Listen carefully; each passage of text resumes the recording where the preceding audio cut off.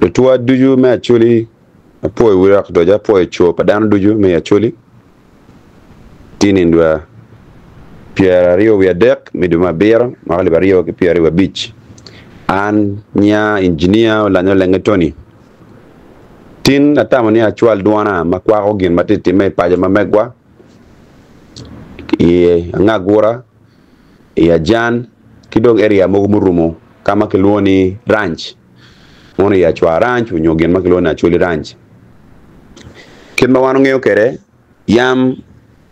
kaka chuli ye district ya chuli district gumiyo ranch mi konyo gamente kid mi nyayo mi fonyo fu mabe nyo dier mi fu mabe makwa en fu kid me peto diang nyo malako breed me diang chi mir mano actually miyo ke ranch ubero mir mabe mi timo cooperation nyo kid mi kupo wat ki gamente wat bane kenen kid mi yupo ponyo kid mi peto diang nyo malako kodi diang mabe ya chuli chi kid ma wono ngeo kere ranch ti rio ma ti achwa ranch kida chuli ranch ma wono ngeo mabe ni kar ma lease agreement o expiring achuli ranch ma dong ti contested komberi ni tie mano ke me payera yo mio ma kar ma lease o expiring achuli ranch udugu ching ke me payera bat ki u ma diet mo karro wano neno pa de district local government e council ma meg ma gober ping keno kwanyo actually ranch gumio ki pura organic magi pe ki twer me mione kon dong ngome oni pe teaching on gamente ma ping me pa de district unyo ber gamente ma malo ti group mogo chalo na grig gimano gitia claiming ngom me actually ranch kin mo wano ngeo kere o dok e teaching ke ma diet me pa yera chiman men chalo waji yet ma pa de district local government o kero e kom ke me pa yera onyo community na chuli magiti bedo ya chuli ranch kama yamu bedo chuli ranch pene ngome do dok e ke me pa yera chi waneno la diet mador district me pa de Kano Fearless boy retired ki district council go kwanyo ngom e oni gumiyo scandalously onyo controversially to poor organic ma pego lubu procedures ma be ma care me miyo twer me miyo ngom e oni bot poor organic pere bot gi chikid ma waneno kere dano dog ma poli ye o chaka en ki chalo poor organic komberi do o level ma kiti ariemo luak ma megwa magiti bedo e area me ranch matia choli ranch ma ngom e oni kid ma waneno ke te chik me customer land do dog te ke me payera twer pagamente pe ngom me choli ranch pat kia chwa ranch wachi ranch ya rio kwenye tia chwele ranch kia chwa ranch itineno mea chwa ranch bene luak watia korye pene boundaries unyo wangom peke pir mati mabe mainoni ranch don ki chwal dong ni cher wai la muo mati yele luak mamegwa ma ranch mo kene winyi ni dong tia mai wa wiliel ma ki won minister mamegwa ila ro nekti ye chiki ranch ngom badong o wili la dano boundary ni ngam ya mako na chule yo mi ngom e oni me ranch oni a chule me ma chako mi ngom makaro e wi ka yif padano ba yame chiga mente unyo dano mo matiga mente tika teach kidiro me ranch ni me ma ngom pa chule ma chule yo mi ngom e oni bod ka mente yam me konyo fu me konyo kid me yilo kodidian ya lo ba chule ki chue chuny madit ibichere noni ranch e oni ngom mo makimiyo ni actually upet diang nyo puony me peto diang peke ino en kaka ma pat ye onyo do mo ken mo akika mo ken na yete peto ngom peto diang ngi kenyo pe be no la diang actually mo makimiyo yere ngom me ranchi ngom me wacha ni no diang actually mati investors no take care me peto diang pere ranch no diang actually me take care me peto diang ranch tie pe ngom pe kiti mi ngom me ranch bora actually ko me na machel ko na actually be mi ngom me no bot comment me achel pengo lok me boundary me achwa ranch wa yam ke mena kere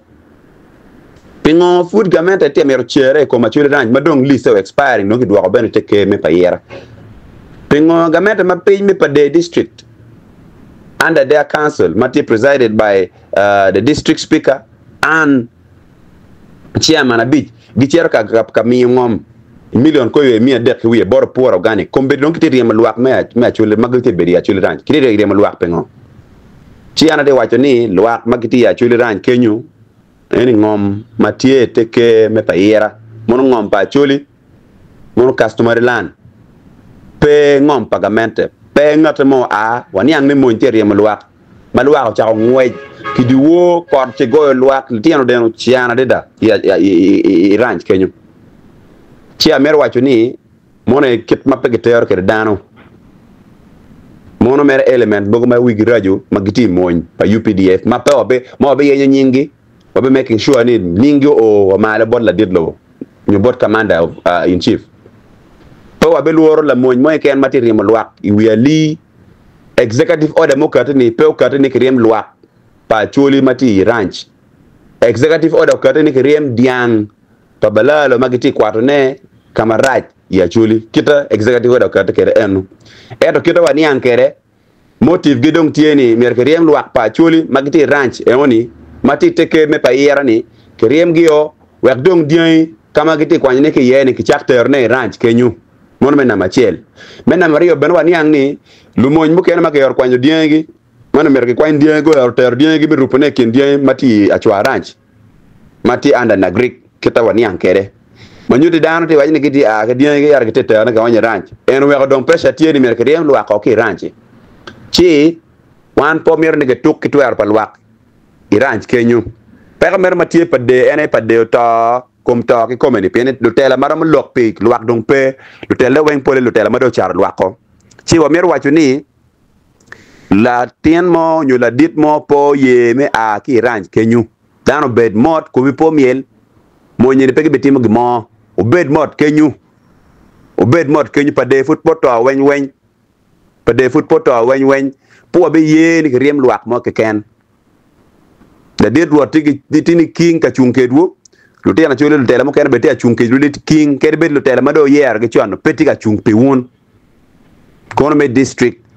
kono me parliament peti a lok pe won en wa ke riem luak wa ke ranch dok bena nywa mo ko bati bot lu tij mo go mega mera tel lu moñ mo ken mag wigi radio ni gineno ka dung dan wo per ma loko pe won ci chako choru po ye a mo ki ranch kenyu wan be bienu kenyu kaneno ni lu moñ meni mag ti ka riem wuri ba wan ke meket gi e woni kit ma pege ter ke dano e woni wutij ma ke tij me vor dano me tor twer pa dano so mer wo chuni mo bed mot kenyu pega ma chulti yene fut wanu tega jula peke chako chor danu kit menu ngomen wa pur wa yam ngomen ngom pakwere wa danu wa ma wa yiro kenyu duata chi chako chor danu kini makon ngomen ngoma ti customer lan ngom kwar pa ke me pa yera kawono gwak la dit wara chana yeti ka bion ka dem wuna olo winyi eto man la dit wor ben petiki gong chwin monyo kit mo maraj ni wunu bet ken pen wunu luak ma mege dan mati bere children ken dan mo aki koy area ma chudi maduata bere wa chichela ngoma pa tane mano no dano ake amoro dano akila mo dano akagago achole da achole wana chel chipe ngom moñ mo mer bionu ki wigi ni ki chakri mo dano ke kenyo moñ mebe penge wa te kwar pa chole chi amer wa chene clearly ni lok ma dong to pin metera me padeo keli ya chuli mado keli achwa ran kenyo ya chuli ran kenyo makitiri mo lwa kwao lulu muguni pebe pero palwak me anga gura kenyu me ajan pudit ma peme tuku luluj ben fot pege tia ye to luluj no ding disease pege tia ye maynel ti denu chan ya nga gura kenyu chide nena pa district me pa de cherme kam ngom ko ki poro gane gi kombe do o ma pero gu nye pe dong giti rem lwak ma megwa ki kenyu wek dong kel diang ma megi ma ki ticha ki chor ni go awo no ki kenyu ni ba ko nen telo we diang pa na greek ena chwara na chelo nyo achuli ranya chel ma yam biki mioni pe dom be kiti ye na chulu no ngome ye achuli mati investors pe magramo no ngome ya iran kenyu pe ngo pe kiti mi ngome be ka chukelu ti na chuli wek be go pet bien ki kenyu ana ngeo investors mati ki ker me per diang la dit to la dit joken metalanda tiki bien pe ngo pe ke mi space iran kenyu pe ngo raje donc kiti mioni wi ali bot jomo ken ma pat ki kaka ben chi kito pe metela matie e oni pene jebene ben poka kitela ka dan ma loko piri pere tij palotela ene me lok piri me wacho loka da kamati ye la bon luoro chi amero wacho clearly ni luak wa mati kenyo ni pe obet ki luoro piny fut poto weny wana ben tutte meneno ni lok ma megu eno me kin gangi ki chwalo malo kongwa forward in look about 4th division because president po mi executive order mo ni kriem dano ki ranch we ali e woni mere order palo moñ mugo ma rek kin gang kenyo ma giti ati ki kero gi me vor luak luak tika deno chan luak ti ngwej wi kot luak ti ngwej tel ngwej moña yami mono ben toro chunya choli joni chiga mente ne mira choli timeni ni o mero toro chunya choli pingo me riemo gi ki we ali wa NRM primary pegram bole wa kui giti ngwej mere ter ki di wono moñ ti borge chala wa ngwej moña chone chi wono mer ne ka choli ke chwe dano ti deno chan wi kot ti goyle tieno ni giti ngwej ki a ki ranch eviction order ne nga momiyo president miyo a clear executive order pe me riemo luak bar me riemo dien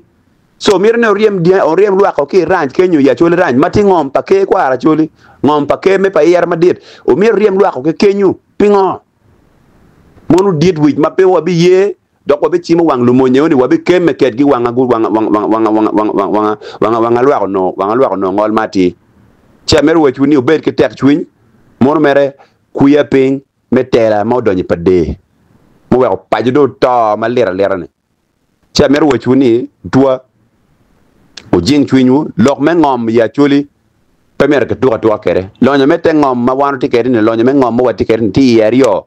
lonyo me ngom me wiye mo wa fura nyu wa per ke diang monu tie kidom lonyo me ngom ma piny gin ma tite ngom mola me te ngom ma tie ben ti ya chuli kenyu gin ma ki research ma wanu kwere kombedi actually tiki gena gloni the untapped potential of the mineral wealth of Uganda or the natural resource wealth of Uganda, the untapped potential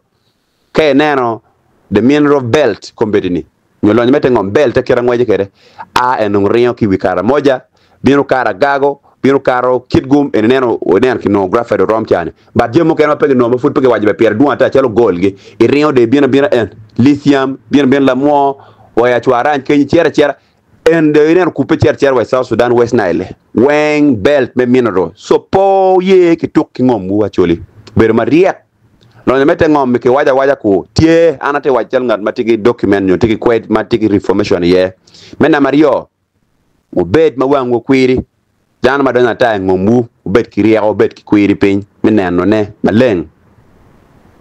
mena madek actually waneno kid metich ngom wa mabe ngom peke chare ka do diwa ngom ki pa manu document ne ki choy mabe we ko machiel peo ket chingwi warga ngomata peo ket chingwi warga ngomata atiki program mene ni wa chako ponyo we ko machiel mi districts mi achuli ni weng chako kon ki pade gangwa kama dong kuya pin traje to twal mere knende ki ponyo luak mamegwa lutela mo kena mautino ponyo luak po wek luak ata tijwu eno mi ponyo luak piano unu no ngech kam ken mapol cha ngeo ni alogo mapol bat gen mapier tek achuli po bet ki gung chwin po bet bene ki nyabukom go ngomu mona yedong lonyo matie enu pebe ye ngara ma wajini in la chan lok mo ni achuli lu chan ni lok mo me be bango dano ye gen ma kiti kerne wi ena ye ni gena ke loni inferiority complex kida mon waje kere ki ket wi ni in la poya in la chan in la poya in la chan in guji weri tak ne chalo ngat ma konye peke bat gin ma pier tak in mir ngeni en ngom ma migi e ma gin waje ni in la chan ye ni in pe la chan ngom e ndi e dong lonyo ni enu ma nyudi ka comment ka ta statistics ni achul lu chan e oni bene berwe loñi wi mi wi en gen loni soft war soft power pe ye ngar mo ket mi wi ni in la chan in pe la chan in tike ngom ker ni gwak pe ye me chaw tikere kombetini eto in pe la chan itiki asset madit ngom pe tinge so mer wacho clearly ni acholi pe lo chan kar wa me chaw lonya ye dong chok chaw binu under strategic leadership under strategic guidance tele ma kwir tele ma rom ko nyol wakin me funyu pu pi dier manyen kin me lak ko kin me ko pa choli apo wuru ba gwoku anya engineer la lengetoni po etwal